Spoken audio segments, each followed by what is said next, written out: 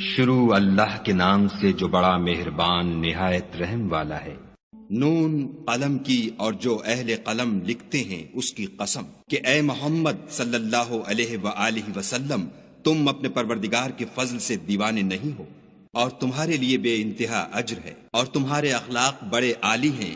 سو ان قریب تم بھی دیکھ لوگے اور یہ کافر بھی دیکھ لیں گے کہ تم میں سے کون دیوانہ ہے۔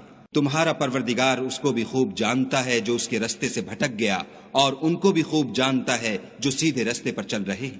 تو تم جھٹلانے والوں کا کہا نہ ماننا۔ یہ لوگ چاہتے ہیں کہ تم نرمی اختیار کرو تو یہ بھی نرم ہو جائیں، اور کسی ایسے شخص کے کہے میں نہ آ جانا جو بہت قسمیں کھانے والا ذلیل اوقات ہے، طعن آمیز اشارتیں کرنے والا، چغلیاں لیے پھرنے والا، مال میں بخل کرنے والا، حد سے بڑا ہوا بدکار، سخت خو اور اس کے علاوہ بدذات ہے، اس سبب سے کہ مال اور بیٹے رکھتا ہے۔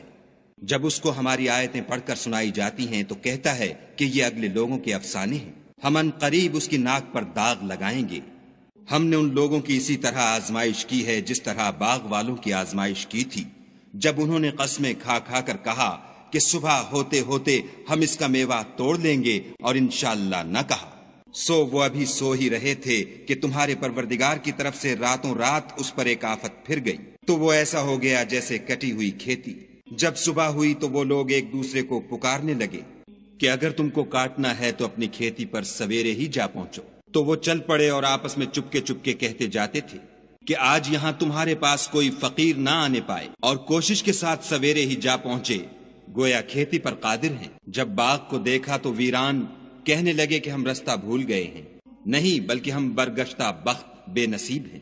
ایک جو ان میں فرزانہ تھا بولا، کیا میں نے تم سے نہیں کہا تھا کہ تم تسبیح کیوں نہیں کرتے؟ تب وہ کہنے لگے کہ ہمارا پروردگار پاک ہے، بے شک ہم ہی قصوروار تھے۔ پھر لگے ایک دوسرے کو رو در رو ملامت کرنے، کہنے لگے ہائے شامت، ہم ہی حد سے بڑھ گئے تھے۔ امید ہے کہ ہمارا پروردگار اس کے بدلے میں ہمیں اس سے بہتر باغ عنایت کرے۔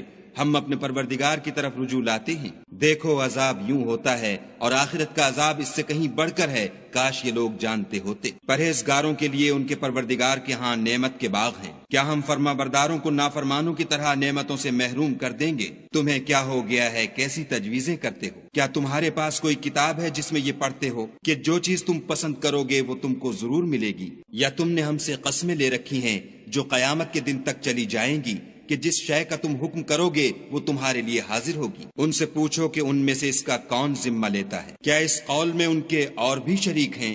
اگر یہ سچے ہیں تو اپنے شریکوں کو لا سامنے کریں۔ جس دن پنڈلی سے کپڑا اٹھا دیا جائے گا اور کفار سجدے کے لیے بلائے جائیں گے تو وہ سجدہ نہ کر سکیں گے، ان کی آنکھیں جھکی ہوئی ہوں گی اور ان پر ذلت چھا رہی ہوگی، حالانکہ پہلے اس وقت سجدے کے لیے بلائے جاتے تھے جبکہ صحیح و سالم تھے۔ تو مجھ کو اس کلام کے جھٹلانے والوں سے سمجھ لینے دو، ہم ان کو آہستہ آہستہ ایسے طریق سے پکڑیں گے کہ ان کو خبر بھی نہ ہوگی، اور میں ان کو مہلت دیے جاتا ہوں، میری تدبیر قوی ہے۔ کیا تم ان سے کچھ اجر مانگتے ہو کہ ان پر تاوان کا بوجھ پڑ رہا ہے، یا ان کے پاس غیب کی خبر ہے کہ اسے لکھے جاتے ہیں؟ تو اپنے پروردگار کے حکم کے انتظار میں صبر کیے رہو، اور مچھلی کا لقمہ ہونے والے یونس کی طرح نہ ہونا کہ انہوں نے خدا کو پکارا اور وہ غم و غصے میں بھرے ہوئے تھے۔ اگر تمہارے پروردگار کی مہربانی ان کی یاوری نہ کرتی تو وہ چٹیل میدان میں ڈال دیے جاتے اور ان کا حال ابتر ہو جاتا۔ پھر پروردگار نے ان کو برگزیدہ کر کے نیکوکاروں میں کر لیا، اور کافر جب یہ نصیحت کی کتاب سنتے ہیں تو یوں لگتے ہیں کہ تم کو اپنی نگاہوں سے پھسلا دیں گے،